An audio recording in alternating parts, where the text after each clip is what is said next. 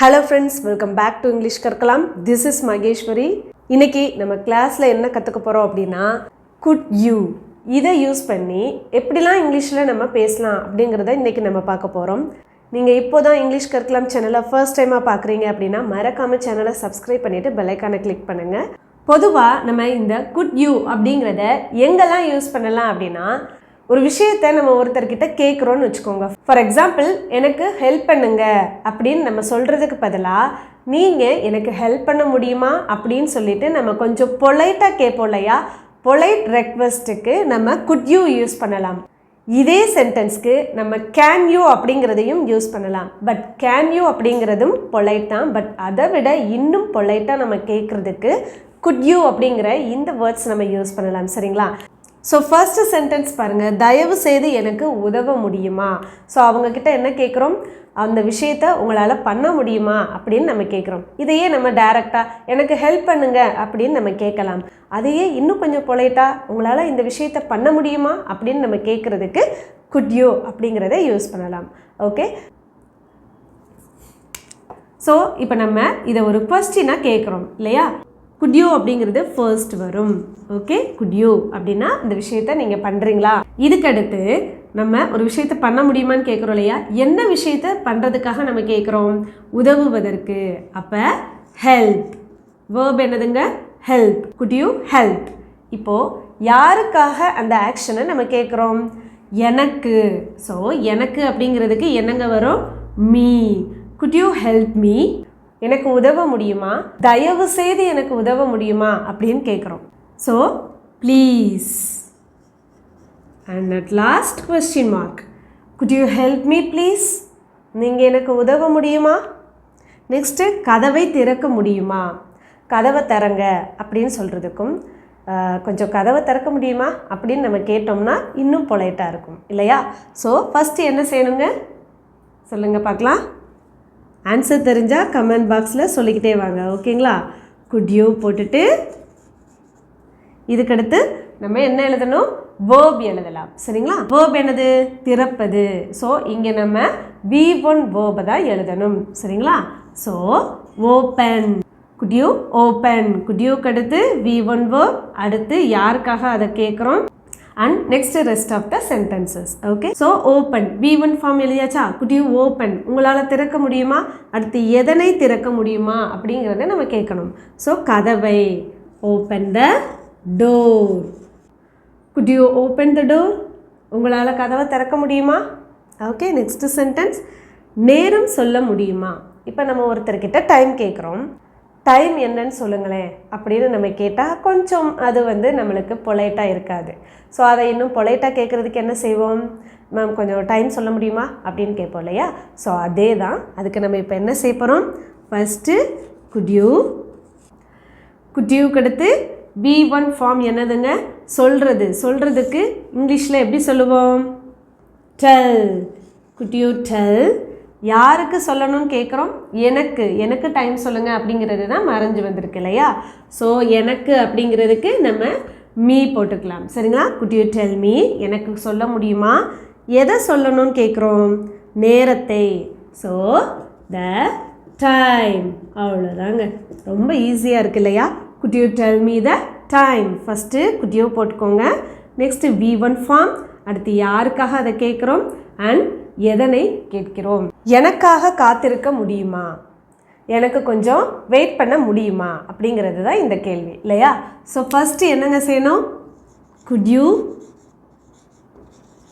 Next V1 form, இதில் verb எதுங்க, காத்திருப்பது. ஸோ திஸ் இஸ் வேர்ப், இதோட V1 ஃபார்ம் வெயிட்.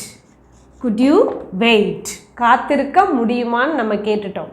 இப்போது யாருக்காக காத்திருக்க முடியுமான்னு கேட்டிருக்கோம், எனக்காக. ஸோ காக அப்படிங்கிறதுக்கு ஃபார், எனக்கு அப்படிங்கிறதுக்கு me. So next question mark, for me அப்படின்னா எனக்காக. Could you wait for me, எனக்காக வெயிட் பண்ண முடியுமா.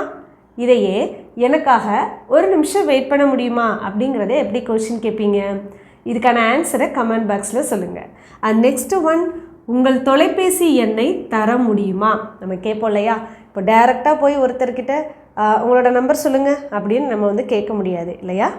ஸோ அதை இன்னும் பொலைட்டாக எப்படி நம்ம கேட்போம், உங்களுடைய நம்பர் கொஞ்சம் தரீங்களா அப்படின்னு நம்ம கேட்போம் இல்லையா. ஸோ அதே தான் ஃபர்ஸ்ட் என்ன செய்யணுங்க, குட் யூ யூஸ் பண்ணணும். அண்ட் நெக்ஸ்ட் சொல்லுங்கள் பார்க்கலாம் என்ன வரும், V1 ஃபார்ம். இதோட V1 ஃபார்ம் என்னது, தர முடியுமா, தர்றதுக்கு எப்படி சொல்லுவோம், give. So could you give, உங்களால் தர முடியுமான்னு கேட்டுட்டோம்.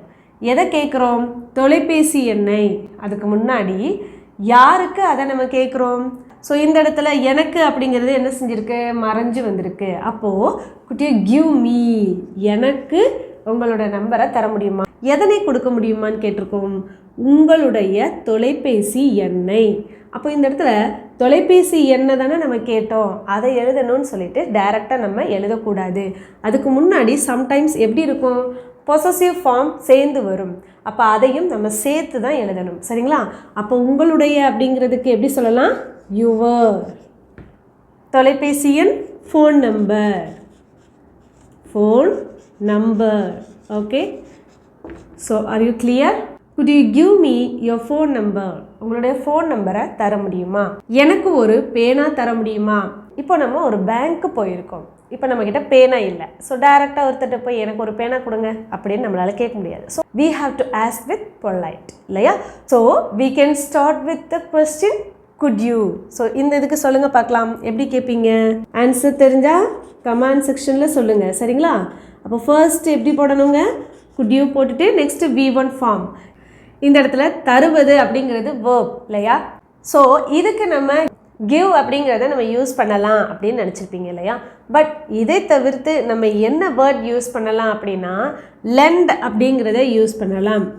எதுக்காக நம்ம இங்கே lend யூஸ் பண்ணணும், பிகாஸ் இப்போ இதுக்கு முன்னாடி நம்ம என்ன கேட்டோம், நம்பர் கேட்டோம்.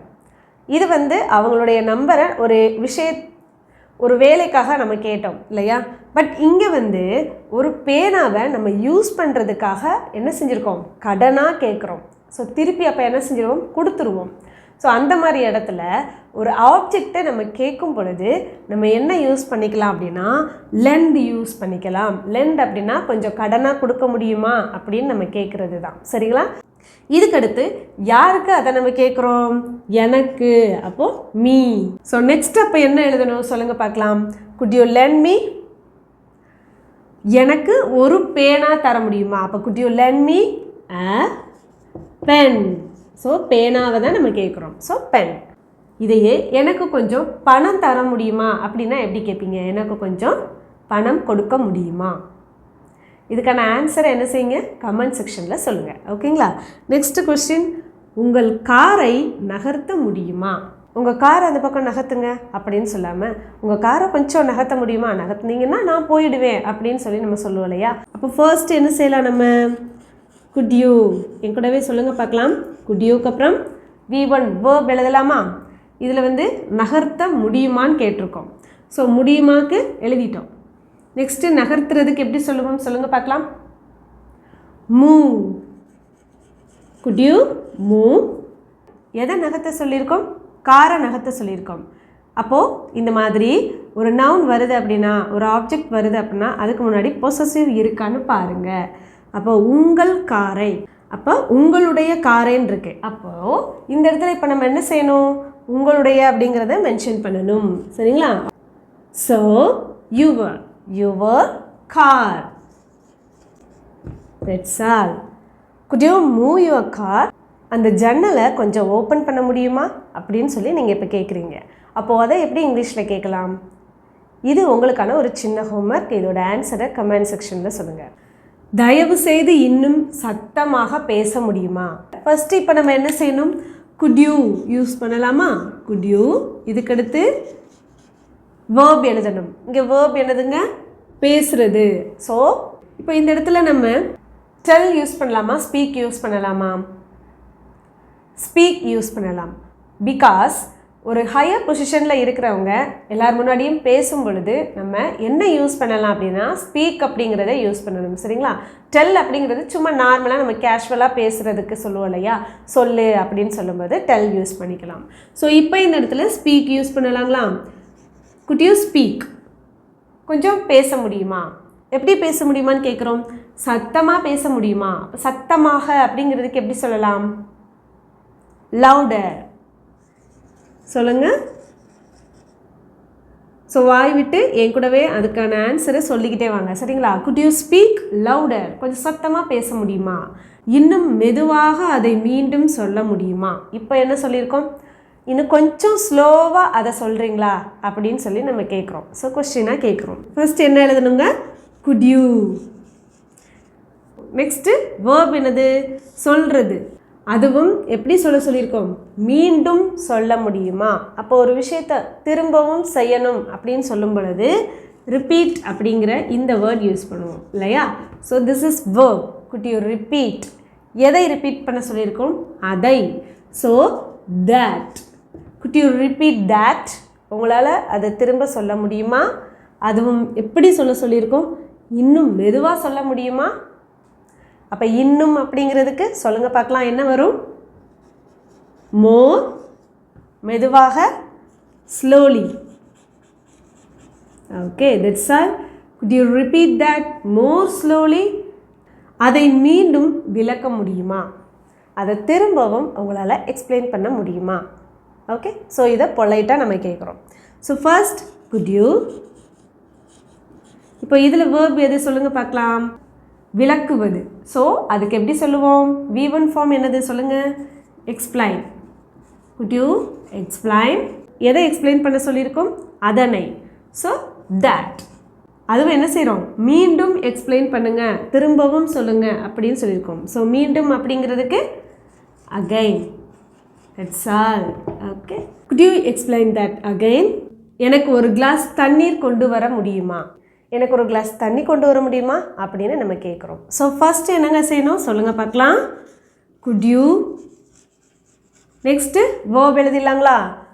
கொண்டு வர முடியுமா? கொண்டு வர்றது தான் இங்கே வேர்ப். ஸோ கொண்டு வர்றதுக்கு எப்படி சொல்லுவோம் சொல்லுங்கள் பார்க்கலாம்? பிரிங். பிரிங் யூஸ் பண்ணலாம். பிரிங் அப்படின்னா என்னதுங்க? கொண்டு வருவது. அப்போ குட் யூ பிரிங்? அடுத்து எதனை கொண்டு வர சொல்லியிருக்கோம்? எனக்கு ஒரு கிளாஸ் தண்ணீர் வேண்டும். அப்போது யாருக்கு வேணுமோ அதை ஃபஸ்ட்டு எழுதிடலாங்களா? Could you bring me? எனக்கு கொண்டு வர முடியுமா? எதனை? ஒரு கிளாஸ் தண்ணீர். அப்போ அதை எப்படி சொல்லலாம்?